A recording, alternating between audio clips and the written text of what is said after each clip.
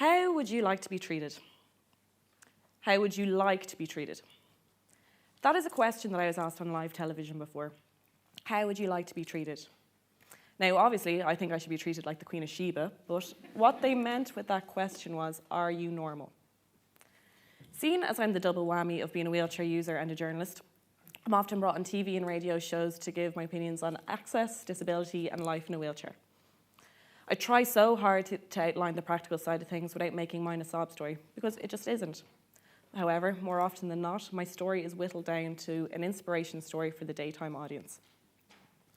Inspiration porn is a wonderful term that I learned from the Australian comedian and disability advocate Stella Young, who very sadly passed away recently.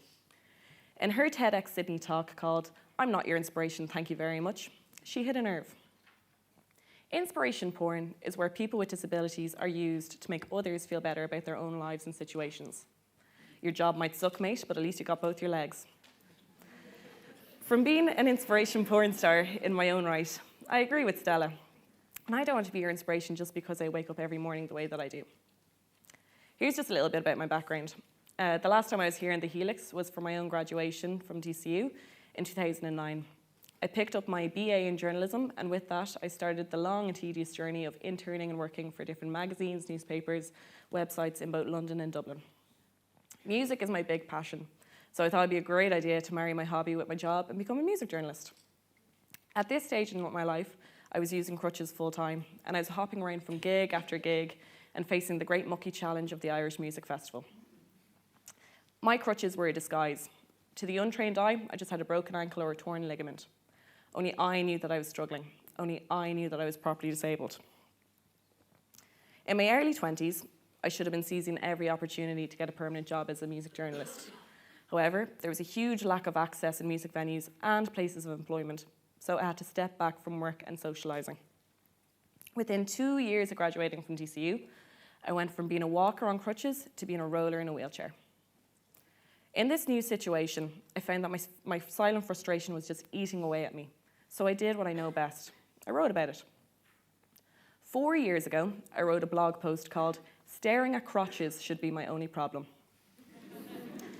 I described the facilities that were provided for people with disabilities in music venues, and I just told people what was available and what wasn't. There's no blueprint for disability. It's ageless, classless, genderless. So when we rock up to a venue and we don't have these things and people don't know what to give us, we're stumped. My main message was that gig goers with disabilities shouldn't be an afterthought. The wheelchair bathroom shouldn't be a storage closet, and if there's a flight of stairs up to the music venue, please provide an alternative. If the alternative just so happens to be a burly man with arms of steel and a heart of gold, well, that's grand. I saw this great thing online recently. It was a photo of a wheelchair parking spot with the caption, "Is this the only time that you put yourself in my place?" So I started my blog, Legless In Dublin, pun fully intended thanks to my prosthetic leg, again off the back of this frustration. I review bars, music venues, restaurants, everything in terms of access, but I also include reviews of the food, the atmosphere, and the music. I mean, what use is an amazing wheelchair bathroom in a restaurant that serves god-awful food?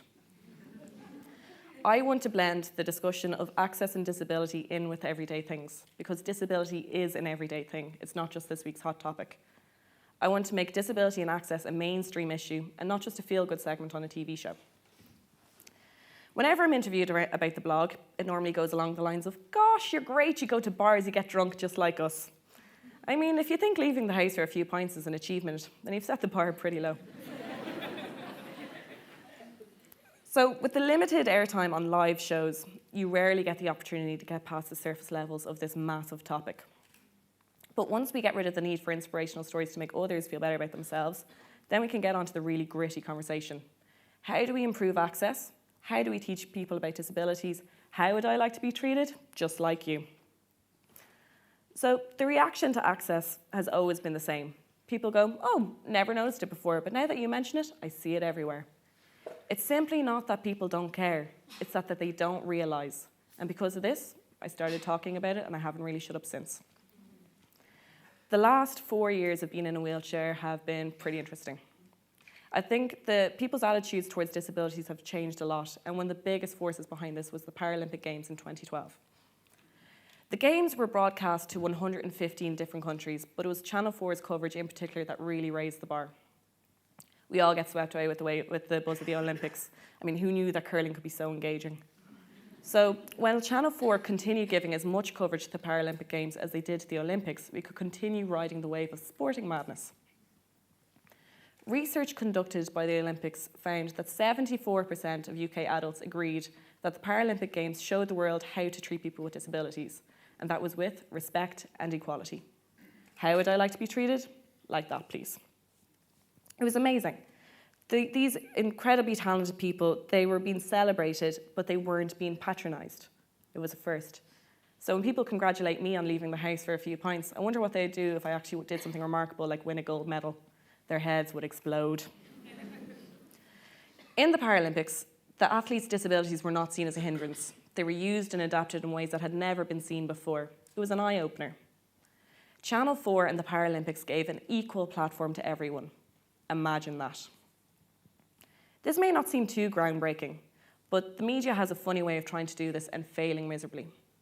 For years, I kept quiet about my disability and my need for help. I thought that if people didn't think that I was properly disabled, well, then I just wasn't. It was like a secret. It was a really badly kept secret, but I was definitely hiding something. I didn't lick this shame from off the ground, that's for sure. I think the first time I associated shame with disability was in 1999, very specific time frame. The then manager of the English football team, Glenn Hoddle, said in a very publicised interview that he believed that people with disabilities were being punished for sins in a former life. I was 11 years of age at this stage, so if I heard something like that on TV, it was true. I didn't question it. So this stayed with me until my early 20s when I was putting myself through personal torture instead of admitting that I needed help and that I needed to use a wheelchair. When I finally got around to it and forgetting what Glenn Hoddle said, I could finally lead a happy life. You see, that's the power of the media and the young and the impressionable. They don't necessarily what an adult says on TV, even if they are an absolute idiot. Another example of this would be Kerry Burnell. She's a CBeebies presenter. That's the BBC for kids. Other than being blonde, bright, bubbly and lovely and all of those things that kids' TV presenters usually are, Kerry was also born with one arm. When she started with the BBC in 2009, the station received 9 complaints from parents saying that their children would be too afraid to sleep at night if they saw Kerry. Yeah, they also added that they were being forced to discuss disability with their children. Forced. So instead of teaching their kids about a world outside of their own and showing them people from all walks of life, they decided to pass their own fear onto their kids. Children, they ask all of the right questions, much to the mortification of their parents. They want to know the whys, the whys, the whats, and the hows. So if a parent won't give the answers to these really good questions, the child's just going to assume the worst. So I've been doing some great work with the Broadcasting Authority of Ireland and the National Disability Authority recently. 2 groups of amazing people have been coming together and we're trying to figure out the best way to work people with physical and mental disabilities into the public eye without making their disability the focus. So this can be interviewees, actors, cast or crew members, presenters, everything. So instead of me getting my annual phone call on International Wheelchair Day to be a talking head, I'd be getting phone calls any other day during the year to talk about whatever else. So if anyone wants me to talk about Beyonce or Taylor Swift or the state of pop music today, I'm so free. My wheelchair and I, we're both going to be there now, but we won't be the focus of attention. Imagine that. It's not realistic to say that this change will be made easily. We have a lot of minds to change here. See, the media is essentially an old white man's club.